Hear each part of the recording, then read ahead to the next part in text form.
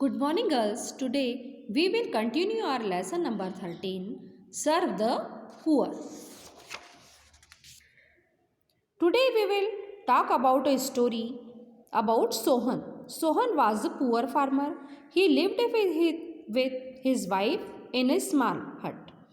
जो सोहन था वो बहुत ही गरीब किसान था और वो कहाँ रहता था, एक छोटी सी झोपड़ी में अपनी पत्नी के साथ रहता था.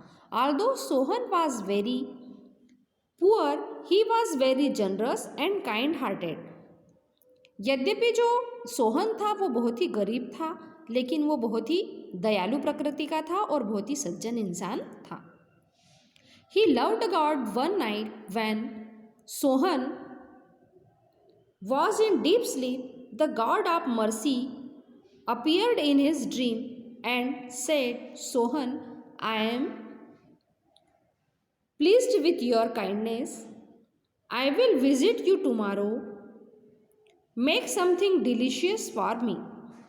एक दिन जब रात को सोहन बहुत ही गहरी नींद में सोया हुआ था तो उसको अपने सपने में कौन दिखाई दिया? भगवान दिखाई दिए और उन्होंने कहा कि सोहन, मैं कल तुम्हारे घर आऊँगा तो तुम क्या करना, मेरे लिए बहुत ही कुछ स्पेशल बना के रखना जो बहुत ही टेस्टी हो, डिलीशियस हो.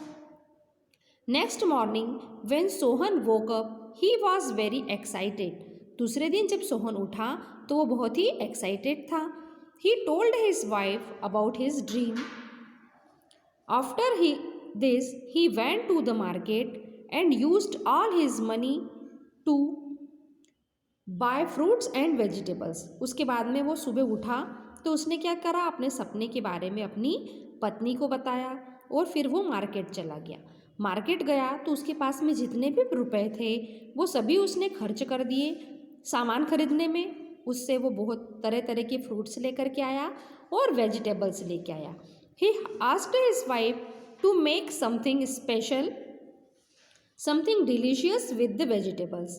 उसने अपनी पत्नी से कहा कि इन सब्जियों से कुछ बहुत ही टेस्टी और डिलीशियस डिश तैयार करो. His wife prepared a tasty vegetable soup. After this, they patiently waited for their special guest.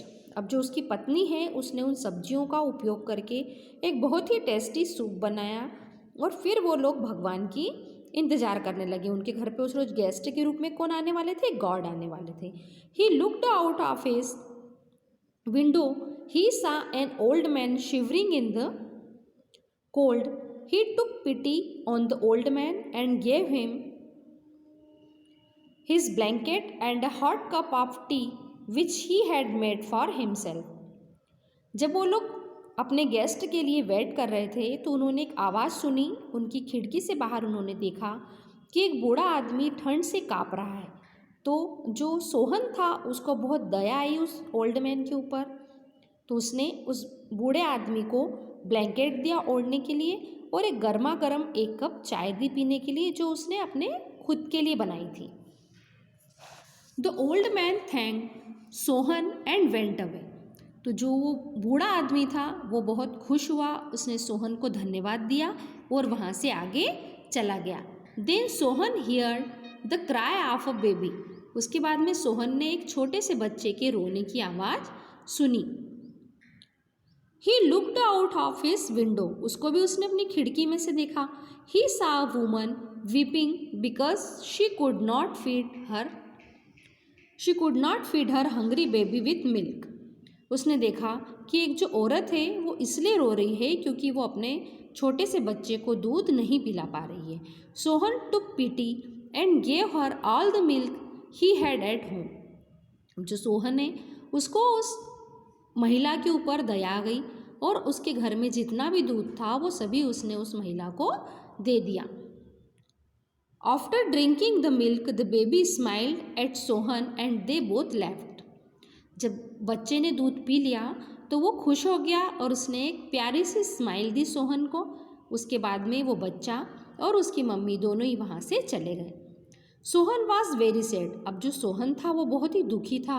He had very little soup left to feed the God.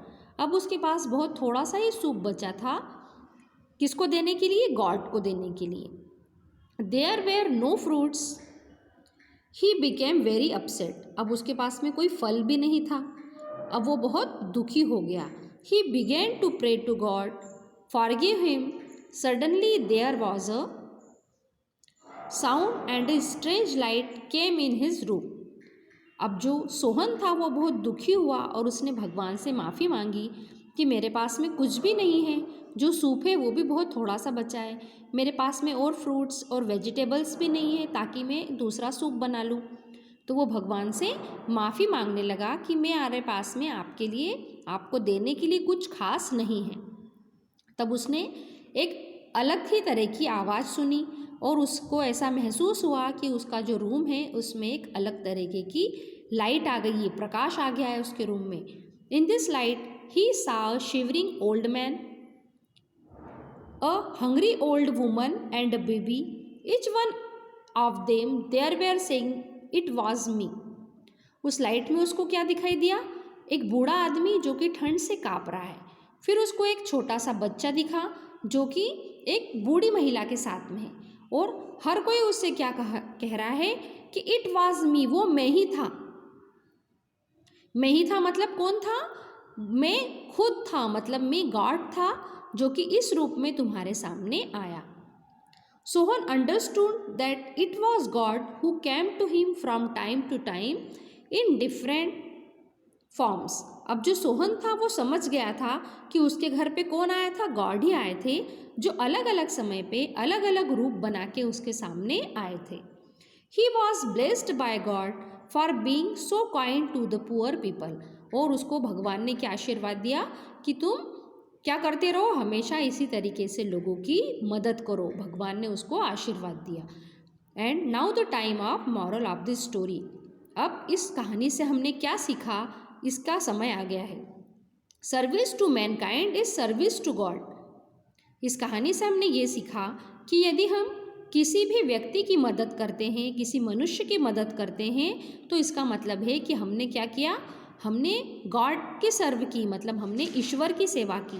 किसी मनुष्य की या मानवता की सेवा करना किसके समान है? ईश्वर की सेवा के समान है। इसीलिए तो मदर टेरेसा, महात्मा गांधी और ऐसे ही बहुत सारे महापुरुष हैं जिन्होंने मानवता की सेवा की, और आज भी हम लोगों की जुबान पे उनके नाम है। Girls, our lesson is completed. Bye girls.